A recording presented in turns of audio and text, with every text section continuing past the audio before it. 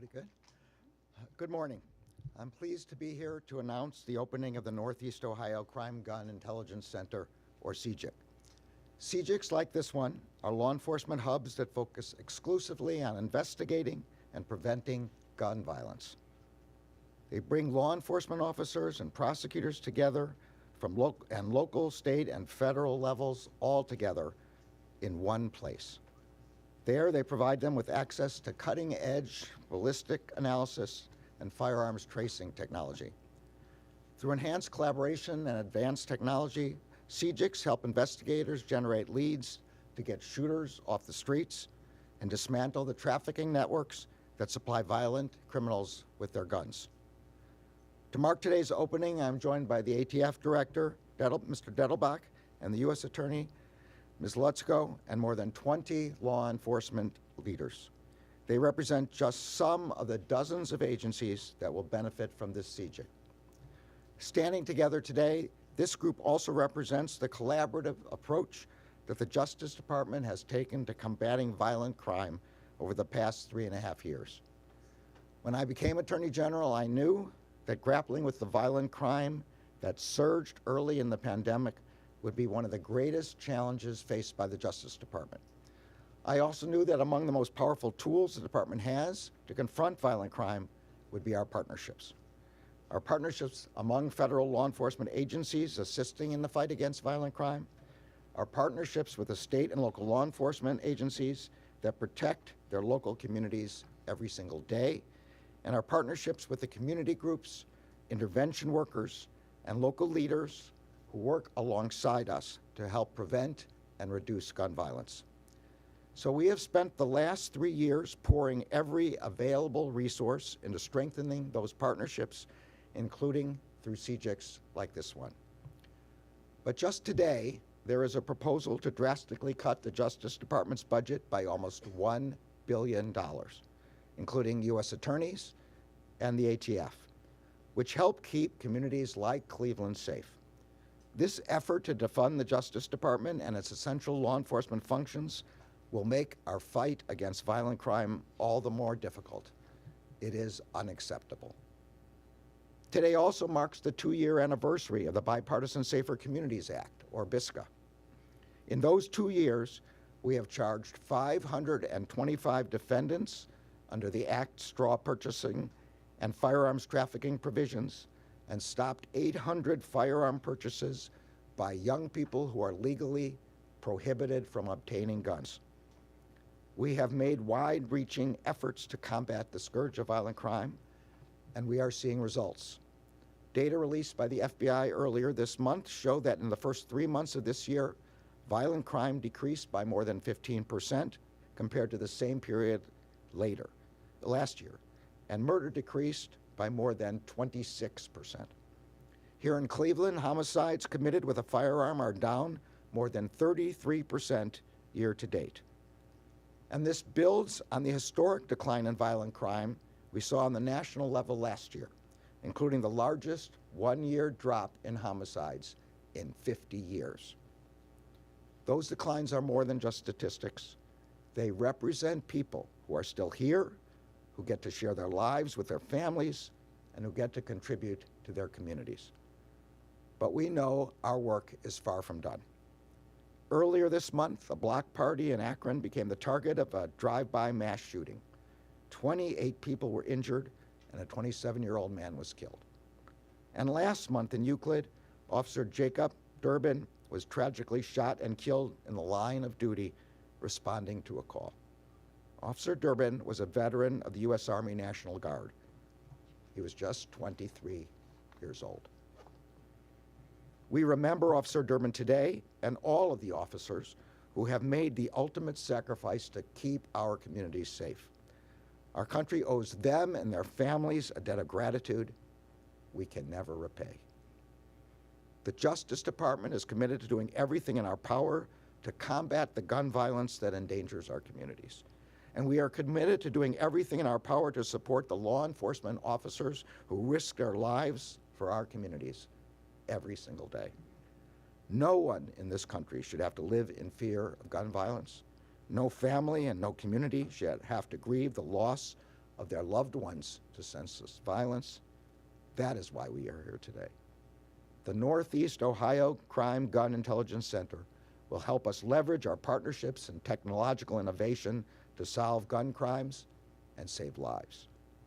All of us on this stage know that when it comes to investigating gun crimes, every day matters. Every day, another lead can run dry. Every day, a repeat shooter may shatter another family and another community. With this CGIC, it does not matter if a crime is committed in a city, a suburb, or a rural area.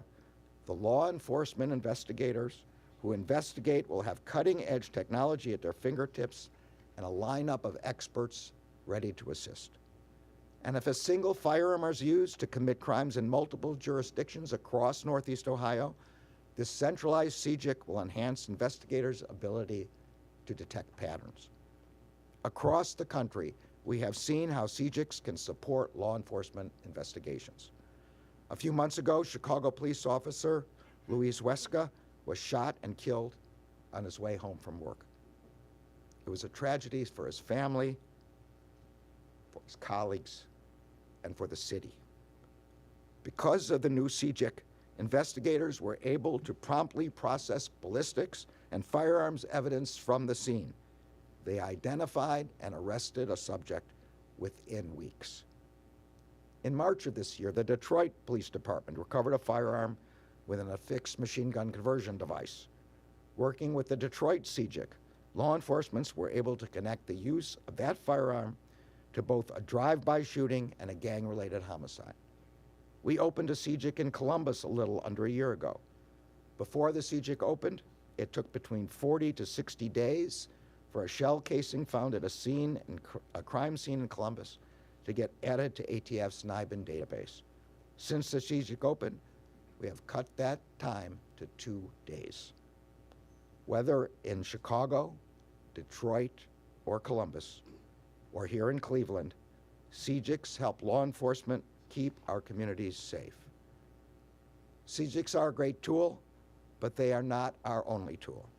As we invest in expanding these centers across the country, the Justice Department is also working in joint task forces with our state and local partners to zero in on the individuals and gangs that have repeatedly committed violent offenses.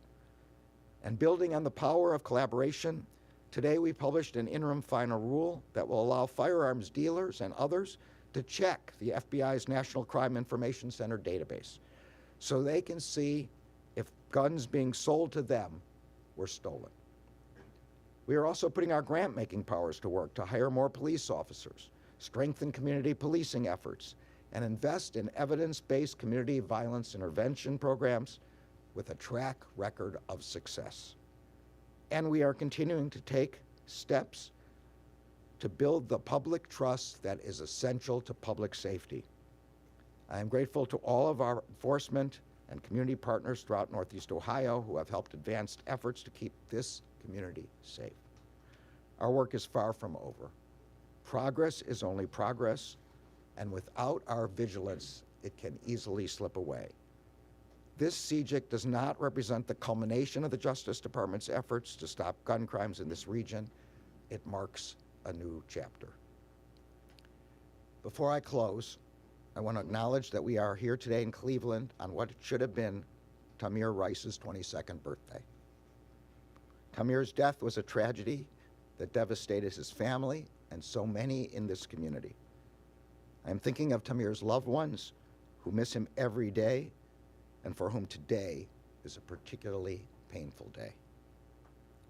I want to thank everyone who is here today who has helped make this CGIC possible. I know that none of us will stop working until all Americans in Northeast Ohio and across the country feel safe in their communities.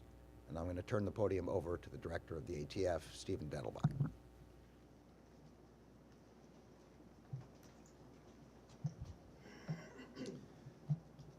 Thank you, Attorney General Garland, and welcome to my hometown of Cleveland. And I also want to thank U.S. Attorney Lutzko. Becky Lutzko, I'm a little biased in this, but I will say objectively, she does head the best United States Attorney's Office in the nation. I also want to thank so many of our partners who helped make today happen. Mayor Bibb, County Executive Ronayne, Attorney General Yost, Governor DeWine, Mayor Malik, Marshal Elliott, really all of our state, local, and federal partners who are integral in making a Crime Gun Intelligence Center, or CGIC, like this truly exceptional. Without all of these partners, the leadership of which is standing here, this just does not happen. And saving the best for last, I want to recognize the all-star team at ATF here, which has been an incredible driving force. SAC McCormick, ASAC John Smerglia, Mike Gajewski, and all the people here. They are the beating heart of the fight against violent crime in this community, in this country. SAC McCormick has been instrumental actually in setting up multiple CGICs, including the one in Columbus that the Attorney General talked about, which since its establishment has helped drive down the violent crime rate precipitously. I was with Mayor Ginther in Kansas City at the Conference of Mayors, and he specifically called out the CGIC as the reason for a lot of this decline in Columbus. And that's because CGICs are founded on the principles of crime gun intelligence, or CGI as we call it, which is just the ability to squeeze every last bit of evidence out of a crime gun. That combination of crime gun tracing, of ballistics information in our system with millions of pieces of information called the NIBIN system, of touch DNA technology, and real-time information analysis, better than ever, not just connects different incidents that might seem like separate incidents, but it helps identify the trigger pullers who are driving violent crime. As you heard from the Attorney General, keeping our community safe from gun crime is a top priority of the entire department, and under Attorney General Garland's leadership, our efforts have been and will continue to be both comprehensive and ongoing and effective. At ATF, violent crime is our mission. We're the only federal law enforcement agency whose sole focus, only focus, is to work with police to protect Americans from violent crime. Our strategy in that mission is twofold. First, we use data to identify shooters and get them off the streets and in jail where they belong. Second, we use that same data to identify the people and methods by which these people who are shooters are illegally getting their firearms. Across the country, ATF operates with our partners more than 60 CGICs because these hubs help us to do our work better. It's because the model is data-driven and it's also partnership-driven. Because when you put cops, detectives, deputies, agents, prosecutors, analysts from all different agencies, federal, state, local government, in the same location, reviewing evidence from the previous night's shootings, and working together with real-time intelligence, it is a true game changer. This CGIC we're announcing here today is bringing dozens of agencies, federal, state, and local, together under one roof with a focus on real-time, comprehensive ballistics testing and firearms tracing. Why are they all joining? We are all joining together because the CGIC's approach has been proven repeatedly to work.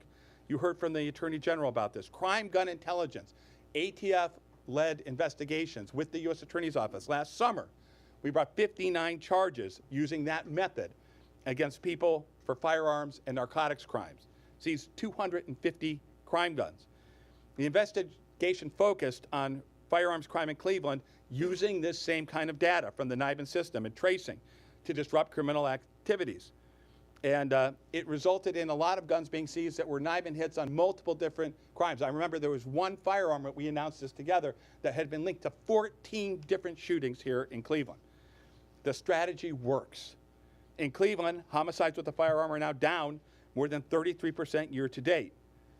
That's part of what our ability to, quote, follow the gun can help accomplish.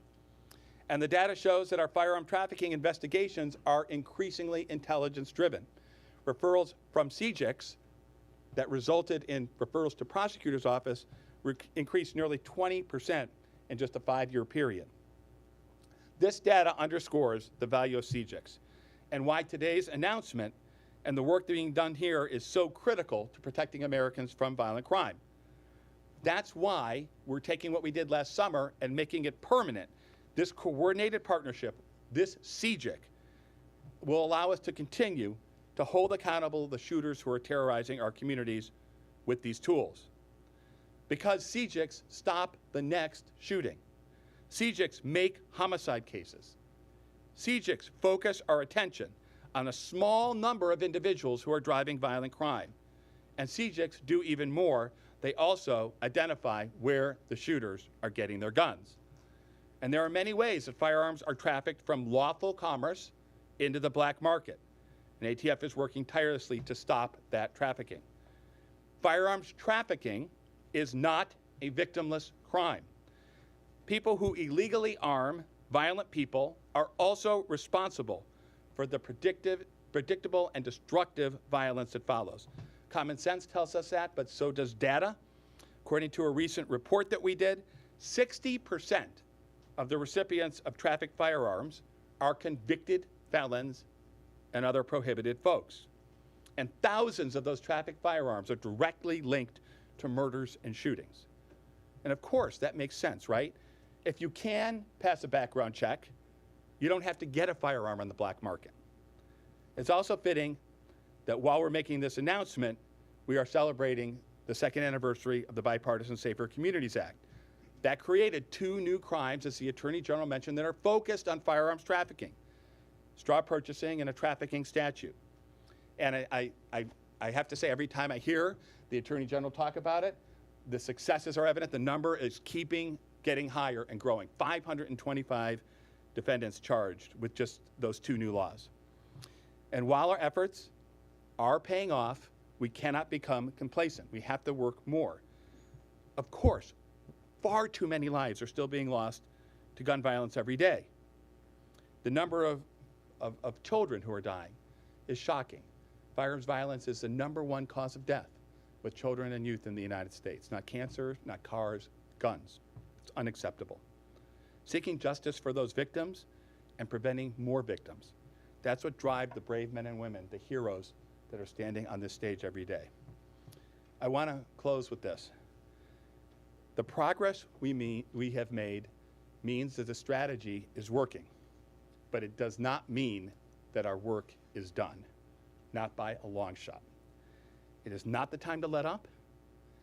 It's the time to double and triple down so that this decline continues. Yet, just when our violent crime reduction strategies have started to succeed, last year in 2024, Congress slashed ATF's budget by almost $50 million from the prior year and cut it $250 million from the president's request. Those kinds of cuts have hurt our efforts. ATF special agents, cut. I had to cancel 3 new special agent classes, which would have equated to about 10 to 12 fully staffed squads of agents and communities all across the United States that will lose eventually because of attrition. Crime gun tracing for local detectives working on homicide cases, cut. Nibin ballistics, the kind we're using here, cut. Touch DNA to find killers, cut. And for 2025, the president has again called on Congress to fully fund ATF. Yet, unfortunately, just this morning, the House of Representatives released a plan to impose even further, deeper, more damaging cuts on ATF. Cuts like that proposed this morning will not only mean an inability to open other centers, other CGICs like this, it will threaten closing facilities like this. It means leaving our communities less protected and thus less safe. And we cannot let that happen. These heroes today make that point better than I ever could. They remind us of what is possible when we come together to fight violent crime. It is a battle we can win. Thank you, and I'll now turn over the microphone to United States Attorney Lutzko.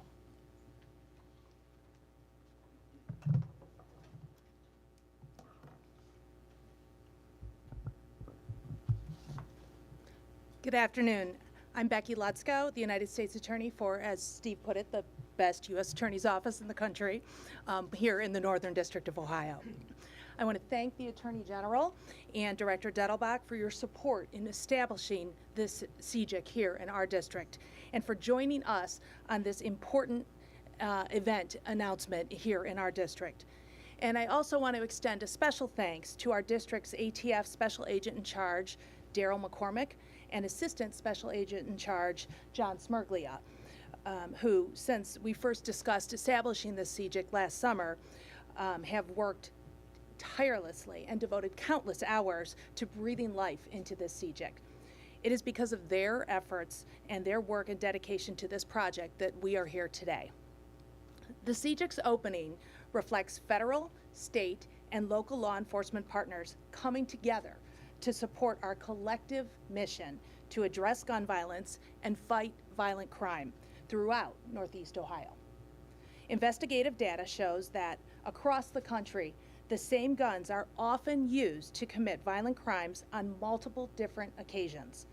Here in Ohio, for example, we regularly see from ballistic comparison information that the same gun that was used in 2 or 3 shootings in Cleveland is also tied to a shooting in Lake or Summit or Lorain or Medina counties. Sometimes these violent crimes are committed and involved by the same actor, and sometimes they involve the illegal sale from the same or of the same recycled gun. Either way, such crimes happen without regard to where one county line or one city limit ends and the next begins. That is why this official launch of our Northeast Ohio CGIC is such an important tool to reduce violent crime in our region and help keep our communities safe. Our CGIC highlights a strong attribute of federal law enforcement. Our federal law enforcement agencies serve as force multipliers for our state and local partners, bringing them together and investing in technology to help all levels of law enforcement carry out data-driven crime reduction strategies. The Northeast Ohio CGIC will generate investigative leads that identify 2 primary types of criminals: repeat trigger pullers and gun traffickers and straw purchasers who are arming them. This will help local police, county deputy sheriffs, and federal agents do 3 things: focus more precisely on individuals whose behavior is driving violent crime, take those persons off the street more quickly, and prevent future violent crime that innocent residents of our district's neighborhoods would otherwise experience. The CGIC relies on 2 distinct but interrelated parts that you've heard from both the Attorney General and from Director Dettelbach. First, the CGIC uses advanced technology that's combined with trained and experienced crime analysts to generate high-value targets and leads. Cutting-edge technologies link ballistics evidence found at crime scenes to shootings. Analysts use this and other information to draw connections between incidents, weapons used in crimes, other physical evidence, and people. They then vet that information and prioritize the most promising leads. Second, the CGIC establishes partnerships among law enforcement agencies at the federal, state, and local levels, among different counties and different cities.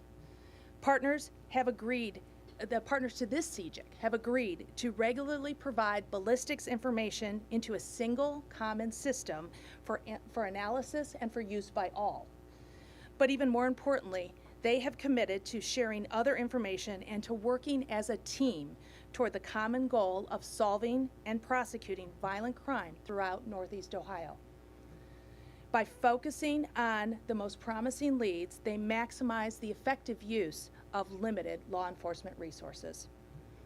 It is by combining these 2 parts, technology plus collaborative information sharing partnerships, that the CGIC gives investigators across our region easy and quick access to information, knowledge, and resource that individually they otherwise would not have. With the CGIC, investigators at all law enforcement levels will be better and more quickly able to connect the dots between crimes, identify potential subjects, and gather evidence. And that will help us more quickly bring to justice the dangerous criminals who commit violent crimes and those who arm them, so that neither continue to endanger innocent people in our neighborhoods. Some of these cases will be prosecuted locally. Some of them will merit federal prosecution. Our office and the agents and other investigators with whom we work will use the CGIC as a tool to further investigations that focus on illegal firearms trafficking of unlicensed and stolen firearms, whether that trafficking supports transnational drug cartels, local racketeering organizations or a local drug trafficking ring, as well as focusing on repeat offenders who engage in violent crimes. We have recently seen how leveraging the same type of investigative tools and partnerships that the CGIC brings together leads law enforcement to federal prosecutions that have an impact on our community. As Director Dettelbach mentioned last summer, our office and the ATF led a summer-long investigation that involved the use of undercover agents, and it targeted illegal gun sales here in our district, and in particular in several Cleveland neighborhoods that were experiencing high levels of violent crime. We worked with numerous federal, state, and local partners, many of the same partners who are here today, who have signed on to support the CGIC. And last September, we were able to charge 59 individuals, which we have increased now to over 60 individuals federally. And many of those were under the new laws enacted as part of the Federal Bipartisan Safer Communities Act of 2022. As a result of that investigation, as you heard and we talked about last fall, ATF seized over 250 firearms and removed those firearms from Cleveland streets. And technologies like NIBIN tied them to other crimes. Many of those were illegally sold, they were connected to other prior violent crimes, and they have provided leads now to solve those crimes. We have started to see those positive results here, and with that investigation and with other efforts to prosecute trigger pullers and illegal gun sellers in our community. Violent crime is notably down nationwide, and according to most recent statistics, it's down here in Cleveland too. The undercover operation demonstrates how prosecuting those who illegally sell guns and repeat shooters can help prevent future violent crime. We are excited for the additional reductions that we anticipate because the CGIC now formalizes our partnerships and amplifies the use of these powerful technologies. We also recognize in our office that we must address violent crime on multiple fronts. In fact, the department built that very concept into its 2021 Comprehensive Violent Crime Reduction Strategy. So I want to briefly mention that our office is working to supplement law enforcement successes and the future ones that we anticipate from the CGIC. We are developing a pilot project with the Ohio Adult Parole Authority and Partnership for a Safer Cleveland, along with local faith-based leaders and our other stance community partners. Together, we are focusing on community-based prevention and intervention programs for high-risk violent offenders, seeking to further reduce crime in Cleveland by fostering trust and legitimacy in the communities that we serve. In closing, I want to again emphasize the importance of partnerships in successfully enforcing our laws and in preventing violent crime from occurring. In fact, the sheer volume of the agencies who have agreed to participate in the CGIC, from Lake County, Medina County, Summit County, Lorain County, and Cuyahoga County, is a testament to why we must partner together to fight violent crime. Indeed, those partnerships are so important that our Akron Chief of Police, Brian Harding, took time to join us here despite a recent mass shooting in Akron that they are working very hard to resolve. They are so important that Euclid Chief of Police, Scott Meyer, took the time to join us here, even though he is still trying to help his officers cope with the recent tragic death of Officer Jacob Durbin. I thank these two cities, their police departments, and multiple federal agency partners, as well as our state and local partner agencies who are here today. I'm going to name them, and if I forget anyone, I apologize in advance. But specifically, I want to recognize the Barberton Police Department, BCI, the Cleveland Division of Police, and our Public Safety Officer, Drummond, from Cleveland, Cuyahoga County Executive Chris Ronayne, the Medina Police Department, the Cuyahoga, Lorain, and Medina County Sheriff's Departments, the Northeast Ohio Regional Fusion Center, the Ohio Investigative Unit, the Ohio Narcotics Information Center, and the Ohio State Patrol. We could not make any inroads into combating violent crime without your tireless efforts. The CGIC will amplify your work to address violent crime in our communities exponentially. Together, We are committed to protecting the communities in the Northern District of Ohio by using cutting-edge technologies and leveraging our partnerships. We want the families of our region to know that they should be able to live in peace. We want to see kids play outside without fear and people to feel safe to walk in their neighborhoods. These are the things that matter to us, and they drive what we do every day. Thank you.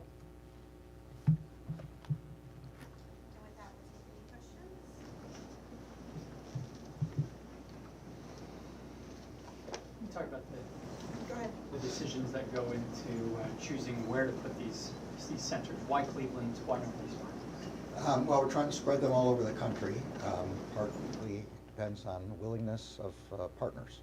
And there's an incredible amount of willingness, as you can see here, among all these partner agencies. But I'm going to let Director Dettelbach speak more specifically to this. So obviously, we would like to do this in many, many, many places.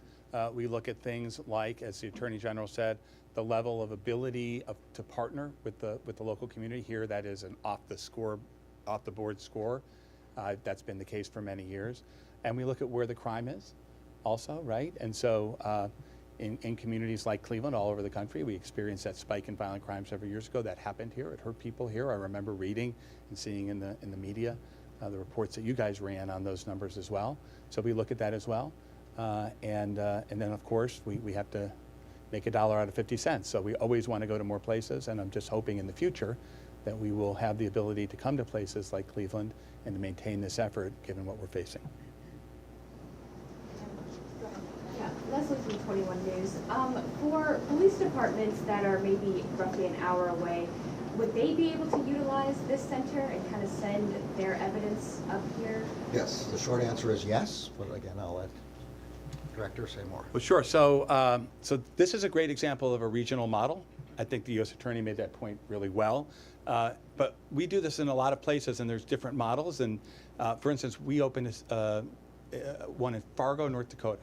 So think about that. If you think an hour is a long way, try going to North Dakota, right? So, so different places need different regional touches, and obviously the people here in this room know that better than I do, how to work with each other, how to get evidence from point A to point B, and that's what this center's about.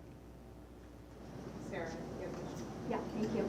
Attorney General, how soon do you expect to see results, and does it feel like you're just chipping away at the problem when shootings continue every day? Well,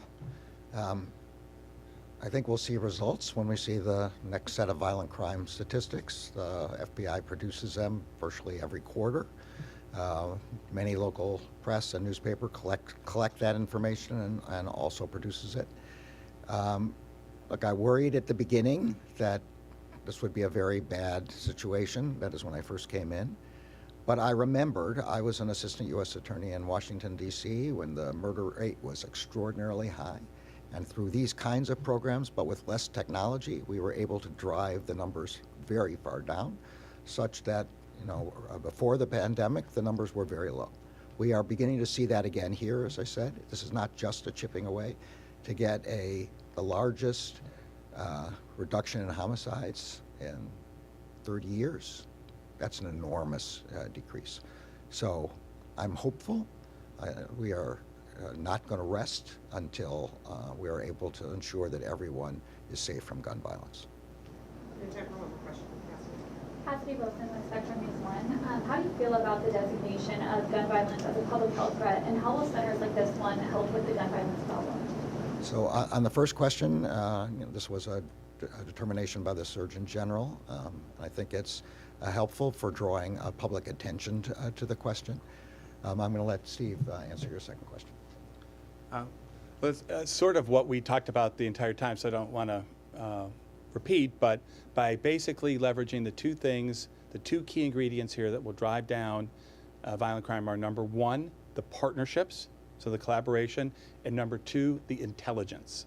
And when I'm talking about intelligence, I'm talking about the ability to take a particular piece of evidence, a shell casing, a fingerprint, a LPR reading, a traffic light camera, a ring camera, and to take that piece of evidence and turn it to actionable intelligence in real time, so that every morning with whatever shootings happen the next day, these folks are sitting there together in the room with what they have, and they're able to prioritize the leads to work on the most important ones for the most violent people first.